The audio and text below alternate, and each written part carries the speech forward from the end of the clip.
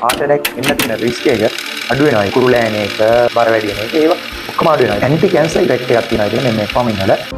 ආයෝබෝන්. metformin කිව්ව ගමන්ම හැමෝම හිතන්නේ මේක දියවැඩියාව තියෙන කට්ටිය ගන්න බෙහෙතක් කියලා.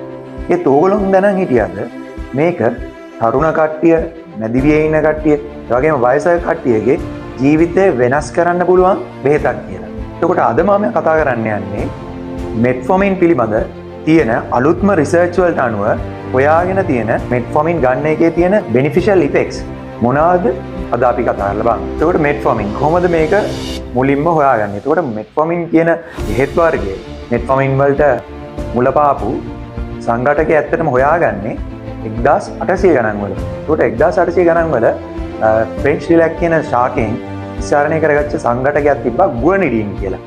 එතකොට මේ ගුවනිඩින් කියන සංඝටකය ඔය වැඩිපුර චූබර එන කට්ටියට, වැඩිපුර පිපාසය එන කට්ටියට, තිබා එන කට්ටියට තමයි ඒ කාලේ මේක දුන්නේ. එතකොට ඒගොල්ලෝ මේක නෝටිස් කරා වැඩිපුර චූබර එන කට්ටියගේ චූබර අඩු වෙනවා. වැඩිපුර වතුර බොන කට්ටියගේ තිබා පොඩ්ඩක් අඩු වෙනවා. මේ බෙහෙත් දුන්නාට පස්සේ. මේ ගුවනිඩින් කියන සංඝටකය ඒ ආකාරයෙන්ම ගන්න එක ඇත්තටම අපේ ඇඟට හොඳ නෑ කියලාත් ඒත් එක්කම හොයාගත්තා. ඊට පස්සේ මේ රිසර්ච් කළා තමයි හොයාගත්තේ මේ ගුවනිඩින් කියන සංඝටකයෙන් මේ රුධිරයේ තියෙන සීනි ප්‍රමාණය අඩු කරනවා කියන්නේ. ඒත් මේක පොඩ්ඩක් ඇඟට හොඳ නැති නිසා ඒ විදිහටම ගන්න එක ඒගොල්ලෝ කරේ ගුවනිඩින් කියන සංඝටක අණු දෙකක් එකට එකතු කරලා මේගොල්ලෝ කරේ බයිගුවනයිඩ්ස් කියන බෙහෙත් වර්ගය හඳුන්වලා දුන්නා. එතකොට මේ බෙහෙත් කාණ්ඩේ බයිගුවනයිඩ්ස් කියන බෙහෙත් කාණ්ඩේ හඳුන්වලා දුන්නාට පස්සේ ඒකේ මේන බයිගුවනයිඩ් එක තමයි මේ metformin කියන්නේ නැත්නම් ඩයිමෙතිල් බයිගුවනයිඩ් කියලා කියන්නේ. කොහොමම රිසර්ච් කළා ඊට පස්සේ 1957 ග්ලූකෝෆාජ් එක හැදුනා. ඊට පස්සේ 1995 තමයි අන්තිමේ FDA එකෙන් මේ metformin දියවැඩියාවට ට්‍රීට් කරන්න ප්‍රූව් වුණේ. ඒකට මේකෙන් අපිට තේරෙනවා මේ 1800 ගණන් වල ඉඳන් 1995 වෙනකන් දෙටම රිසර්ච් කළා තමයි මේ බෙහෙත ප්‍රූව් වෙන්නේ අපිට ඒ කියන්නේ දියවැඩියාව තියෙන කට්ටියට යූස් කරලා. මේක 1995 ඉඳන් ලෝකේ පුරාම හැමතැනම metformin කියන ඖෂධය ડોක්ටර්ස් හැමතැනම ප්‍රිස්ක්‍රයිබ් කරන්න පටන් ගත්තා. ඒක නිසා මේ metformin කියන බෙහෙත පිළිබඳ තියෙන රිසර්චර්ස් උත් වැඩි වුණා. ඒකට ඕන තරම් මේ metformin කියන බෙහෙත ගැන රිසර්ච් කරද්දී දැන් අපි හැමෝම දන්නේ මේ metformin එක දෙනවා ඕ සීනි තියෙන කට්ටියට රුධිරයේ තියෙන සීනි මට්ටම අඩු කරගන්න කියලා. ඒක හරි. ඒක අපි දන්නවනේ. ඒකට මේවා හොයාගෙන යද්දී metformin වලින් තව ඇඟට තියෙන benefits පොඩ්ඩ ඉස්මතු වෙන්න පටන් ගත්තා. එතකොට අපි මේවා මොනවද කියලා කතා කරමු. එක. ඒතකොට අපි කොහොමද දන්නේ? හැමෝම දන්නේ එක තමයි දියවැඩියාව තියෙන කට්ටියගේ කියන්නේ සීනි මට්ටම අඩු කරගන්නේ කොහොමද? අක්මාවෙන් නිපදවන ග්ලූකෝස් ප්‍රමාණය අඩු කරනවා. ඒකට මෙකැනිසම්ස් තව කීපයක් තියෙනවා. ඒ වගේම බඩවැලේ ග්ලූකෝස් ඇබ්සෝර්ප්ෂන් එක නැත්නම් අවශෝෂණය කරන එක පොඩ්ඩක් අඩු වෙනවා. ඒකටත් පොඩි මෙකැනිසම් එකක් තියෙනවා. ඒ වගේම මාංශ පේශි වලින් සහ මේද පටක වලින් ග්ලූකෝස් සිග්මන්ට් ඇතුළට අවශෝෂණය කරගන්න ඉන්සියුලින් සෙන්සිටිවිටි එක වැඩි කරනවා. එතකොට ඔයා සීනි කෑවට පස්සේ ඉන්සියුලින් එලිවේට් වෙලා ඒ කියන්නේ බ්ලඩ් එකේ නැගලා තියෙන වෙලාව අඩු වෙනවා. ඒ වගේම සීනි ප්‍රමාණය රුධිරයේ වැඩි මට්ටමක තියෙන වෙලාව නැත්නම් කාල ප්‍රමාණය අඩු වෙනවා. එතකොට මේ රුධිරයේ තියෙන ඉන්සියුලින් සහ සීනි ප්‍රමාණය වැඩි වෙලා තියෙන කාලය අඩු වෙන නිසා එතනින් තමයි පිට මේ තියෙන ලොකුම ඉෆෙක්ට්ස් ටික. ඒ කියන්නේ metformin වලින් හුඟක් කට්ටිය දන්නේ නැති ඉෆෙක්ට්ස් ටික එළියට එන්නේ. මොනවාද? ඇන්ටි ඉන්ෆ්ලමේටරි ඉෆෙක්ට් එකක් තියෙනවා ඒකේ. ඒ වගේම heart එකේ රුධිර වාහිනී වල රුධිර කැටි හැදෙන්න තියෙන රිස්ක් එක අඩු කරනවා. ඒකට මෙකැනිසම් එකක් තියෙනවා. ඒක අපි පස්සේ වීඩියෝ එක කතා කරමු.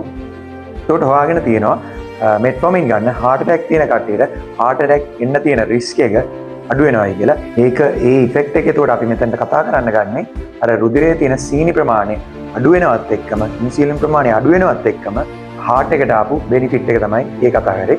ඊට පස්සේ හොයාගෙන තියෙනවා ඕගොල්ලෝ දන්නවා PCOS තියෙන කට්ටියගේ ඒ කියන්නේ polycystic ovarian syndrome තියෙන කට්ටියට අපි metformin දෙනවා. metformin දෙන එකෙන් වෙන්නේ ඒකට ඉන්සියුලින් ලෙවල් එක අඩු වෙනවා, androgen ලෙවල් එක අඩු වෙනවා. එතකොට androgen වලින් ඕගොල්ලන්ට ඇවිල්ලා තියෙන ඉෆෙක්ට් එක නැත්තම් කුරුල ඇන එක, බර වැඩි වෙන එක ඒවා ඔක්කොම අඩු වෙනවා. එතකොට මේකෙන් හොයාගෙන තියෙනවා weight loss effect එකට ඒකටත් මෙකැනිසම් එකක් තියෙනවා. ඒකත් අපි ඊළඟ වීඩියෝ එකේ කතා කරමු. ඒ වගේම තමයි හොයාගෙන තියෙනවා ඇන්ටි කැන්සර් ඉෆෙක්ට් එකක් තියෙනවා කියලා මේ මෙට්ෆෝමින් වල. ඒක ඒ කියන්නේ අර ෆාස්ටිං වල තියෙන ඔටෝෆැජි කියන ඒ කියන්නේ නැත්නම් mTOR කියන පාත්වය එක ඉන්හිබිට් කරන ඔටෝෆැජි එක ඇක්ටිවේට් කරන අපොප්ටෝසිස් එක ඇක්ටිවේට් කරන මෙකැනිසම් එකක් තියෙනවා. ඒකෙන් තමයි කැන්සර් එන්න තියෙන රිස්ක් එක අපි දන්නවා ෆාස්ටිං කරද්දී කැන්සර් එන්න තියෙන රිස්ක් එක අඩු වෙනවා. ඒ ෆාස්ටිං වලින් එන ඉෆෙක්ට් එක වගේ ඉෆෙක්ට් එකක් මෙට්ෆෝමින් වලටත් ඇති කරන්න පුළුවන් කියලා හොයාගෙන තියෙනවා. ඒකේ මෙකැනිසම් එකත් අපි ඉන් ඩීටේල් ඊළඟ වීඩියෝස් වලින් කතා කරමු. ඒ වගේම තමයි හොයාගෙන තියෙනවා වාගේ වයස කියන්නේ බයොලොජිකල් ඒජ් එක ප්‍රෝග්‍රෙස් වෙන වේගය අඩු කරන්න නැත්නම් වාට ඇන්ටි ඒජින් ඉෆෙක්ට් එකක් දෙන්න මෙට්ෆෝමින් වලට පුළුවන් කියලා හොයාගෙන තියෙනවා. ඒ වගේම තමයි හොයාගෙන තියෙනවා දියවැඩියාව පේෂන්ට්ලගෙන් මෙට්ෆෝමින් ගන්න සහ අනිත් ට්‍රීට්මන්ට් ගන්න ඔය ඉන්සියුලින් ආයිග්ලිසයිඩ් ඒ වගේ අනිත් ට්‍රීට්මන්ට්ස් ගන්න පේෂන්ට්ලා කම්පෙයාර් කරලා බැලුවම මෙට්ෆෝමින් ගන්න පේෂන්ට්ලා වැඩි කාලයක් ජීවත් වෙනවායි කියලා ඒක හොයාගෙන තියෙනවා. එතකොට අපි මේ වීඩියෝ එකෙන් කතා කරා කොහොමද මෙට්ෆෝමින් වලින් දියවැඩියාව තියෙන කට්ටියට බෙනිෆිට් එකක් වෙන්නේ, දියවැඩියාව නැති කට්ටියට බෙනිෆිට් එකක් වෙන්නේ, heart attack හැදෙන්න තියෙන රිස්ක් එක නැත්නම් heart disease එන්න තියෙන රිස්ක් එක කොහොමද අඩු කරන්නේ, ඒ වගේම ඔයගොල්ලන්ට පිළිකා එන්න තියෙන රිස්ක් එක කොහොමද අඩු කරන්නේ, ඒ වගේම PCOS කියන කට්ටියගේ එක එක තියෙන ප්‍රශ්න වලට මේක විසඳුමක් වෙන්නේ කොහොමද, ඒ වගේම බර අඩු කරගන්න කොහොමද මේක උදව් වෙන්නේ, ඒ වගේම ඔයගොල්ලන්ගේ බයොලොජිකල් ඒජ් එක ප්‍රෝග්‍රෙස් වෙන ශීඝ්‍රතාවය අඩු කරගන්නේ කොහොමද කියලා අපි කතා කරනවා. එතකොට ඔයගොල්ලන්ට පුළුවන් ඊළඟ සැරේ වාගේ ડોක්ටර් හම්බුනාට පස්සේ ඔයාට කොහොමද මේක ඇප්ලිකබල් වෙන්නේ කියලා එක. ඒ වගේම ඔයාටත් මේ බෙහෙතෙන් බෙනිෆිට් එකක් ගන්න පුළුවන්ද කියන එක ඔයාගේ ડોක්ටර්ත් එක්ක ඩිස්කස් කරලා බලලා ඔයාට ගන්න පුළුවන්. එතකොට මගේ channel එකේ පරමාර්ථය වන්නේ ඔයගොල්ලන්ගේ සෞඛ්‍ය තත්ත්වය හැම වෙලේම නගා සිටවලා තියන්න තමයි මේ පරමාර්ථය වන්නේ. එතකොට ඔයගොල්ලන්ට ඊළඟ සැරේ ඔයගොල්ලන්ගේ ડોක්ටර්ගෙන් ගිහිල්ලා කතා කරලා අහලා බලන්න පුළුවන්. එහෙනම් අපි ඊළඟ වීඩියෝ එකකින් හම්බ වෙනකන්